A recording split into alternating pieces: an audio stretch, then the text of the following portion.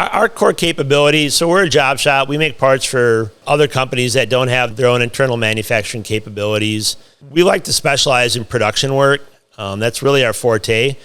Not saying we don't do smaller run stuff. Where we really like to focus, where we really shine is we have a lot of lathes with live tooling. So basically turned parts with milled features, and we even try and think outside of the box. We run some true milled parts on our lathes too, because a lot of times we can bar feed them, so we can automate that process.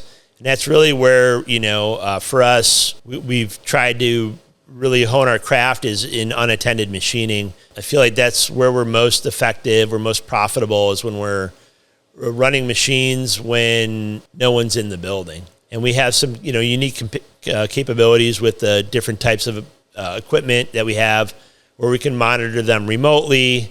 It'll send me a text or an email if there's an alarm on the machine. I can view the control remotely from my phone. So we are running true unattended production on jobs that need some attention. I have that capability to do that 24/7 remotely. With that said, though, we're really good at optimizing jobs and processes where the part not only gets dropped off complete, burr-free, box it up, ship it out to the customer, but we've also have a lot of expertise in setting up, programming, tooling, machining, so we can sleep at night. We don't have to worry about an issue, running bad parts, crashing the machine, breaking tooling, because we have a lot of experience setting those jobs up and running them unattended.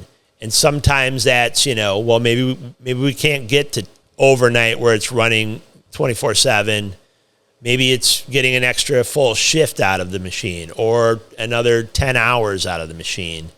But there's a whole accumulation table full of finished parts waiting for us in the morning.